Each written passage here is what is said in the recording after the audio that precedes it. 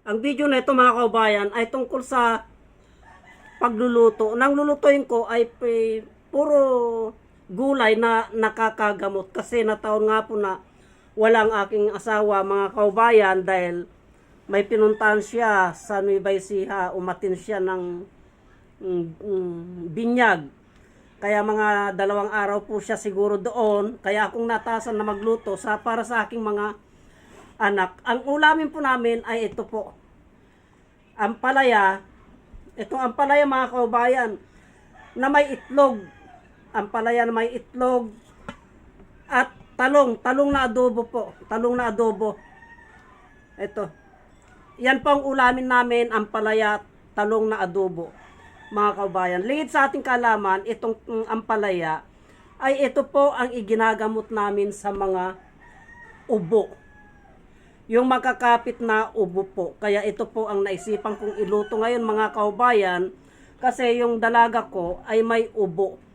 2 araw na po siyang inuubo. Kaya puro ganito po ang iulam namin para ulam na ay nakakagamot pa mga kaubayan. Ang proseso nito ay akin pong iluluto mga kaubayan. Sana po tapusin ninyo ang videos na ito para makita ninyo po kung anong mga putahe ang gagawin ko dito sa ampalaya at itong talong.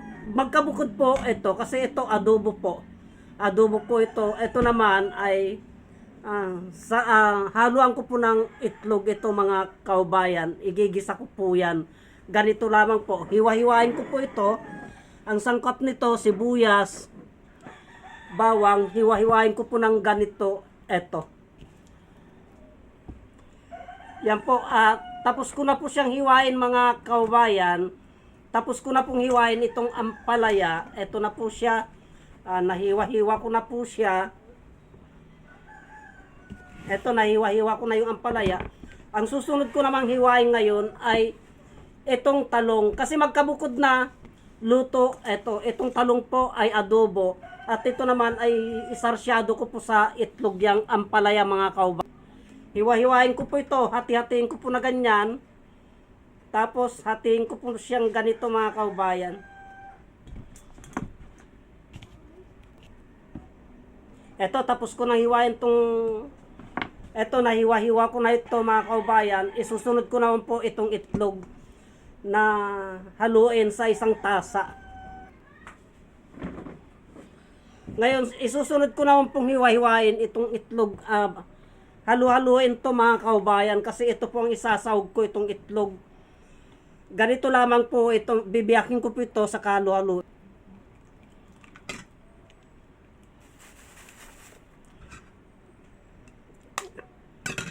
Pagkatapos halu-haluin ko po ito mga kaubayan, pag ready na po ito, saka ko na po iluluto. Halu-haluin ko pong ganyan to. Ito, nahalo-halo na mga kaubayan. Ang susunod ko na gagawin naman ngayon ay maggigisa na po ako. Maggigisa na po ako ngayon mga kaubayan. Una ko pong lulutuin itong ampalaya.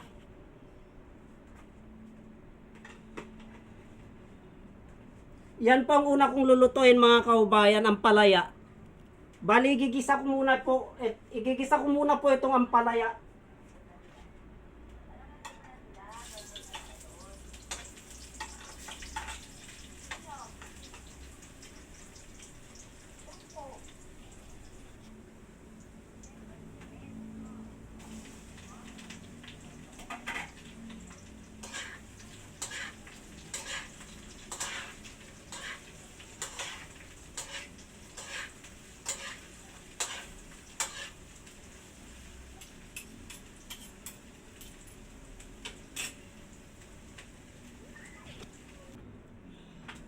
Bali, iginigisa ko po muna siya. Antayin ko munang maluto yung ampalaya mga kaubayan. Bago ko naman ilagay itong itlog. Ang pinangtimpla ko po, na pampalasan niya, ay yung patis po. Patis po ang pinangtimpla ko na pinangpalasa, bilang pampalasan niya mga kaubayan. At pag naluto na po yun, isusunod ko naman po itong itlog. Para maging sarsyado, ihalo ko naman po itong itlog ngayon. Balantayin ko na lamang po na maluto yung mga kaubayan para mailagay ko po ito. Pero sa akin po kasi, basta't dumaan lang, mapainitan lang ng apoy, kinakain ko na po, parang ito nakabukod po ang sa akin dahil hilaw po ito. Ginanong ko lang sa apoy, hilaw po ito Yung fight niya po, nandun pa po. Kasi yun ang gamot Yung fight ng ampalaya.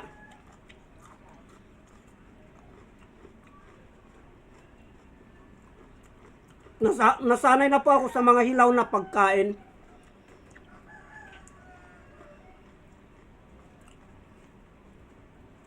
Kasi yun ang pinanggagamot ko po.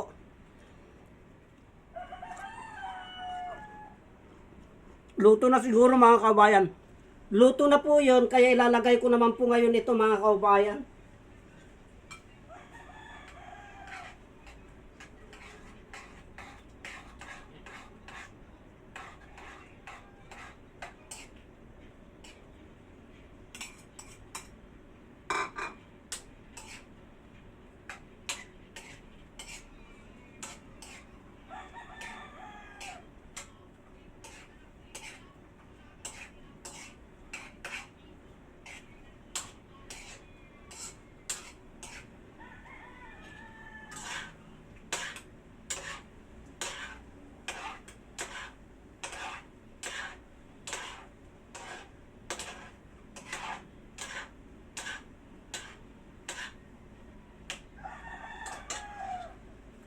Yung malapit na pong maluto. Luto na mga kaubayan. Ito na po siya ngayon, luto na siya.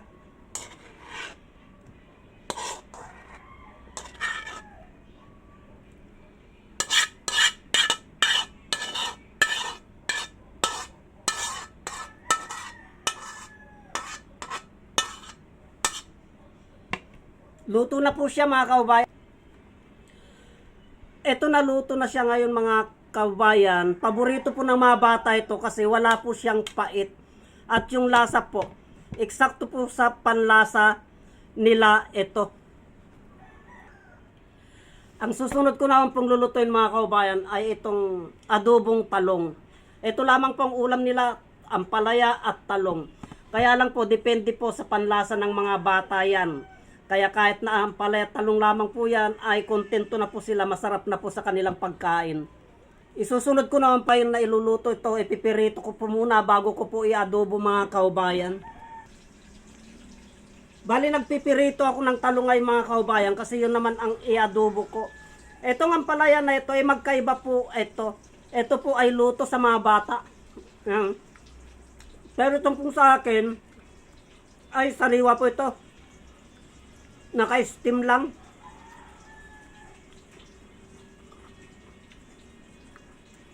Kasi po ang hinabol ko dito ay yung pait.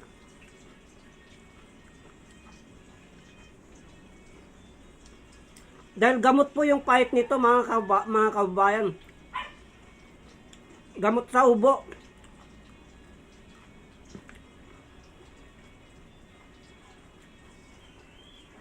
Baliktarin ko lamang po yun. Ito mga kaubayan, napirito na yung iba, antayin ko lamang pong maluto. Saka ko naman po ngayon ia-adobo na para magkaroon po ng ibang panlasa. Kasi kung puro pirito na lang. Kung kailangan maiba po yung putay, yung mapanlasa ng mga bata. Ito napirito na mga kaubayan, bali i-adobo ko naman po ngayon. Ito kaya magigigisa ko naman po at i-adobo ko ito.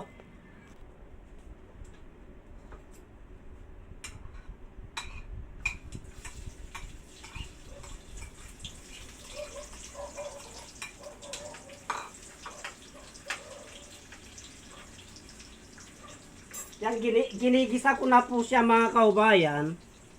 Bali luto na yun mga kaubayan.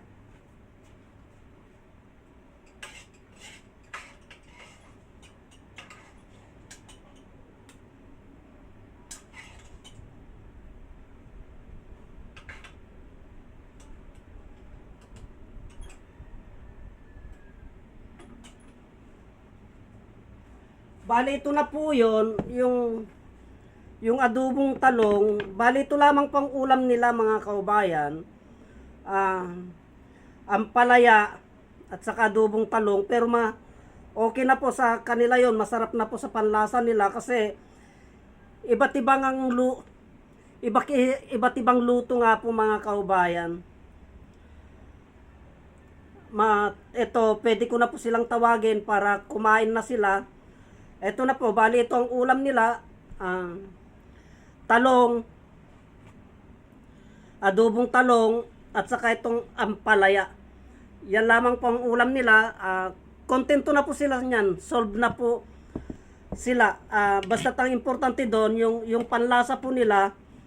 Kasi pag lagi na lamang po na isang luto ang ginagawa natin, kahit gulay po yan, pag iba't ibang luto po ay nasasarapan po sila mga kaubayan. Pero kung isang luto lamang po ang alam natin, ay sigurado magsasawa po sila. Katulad kanina, ang linuto ko kanina ay iba naman, tortang talong, piniritong isda kanina, at saka sarsyado naman kanina. Kaya ngayon ay iba naman po.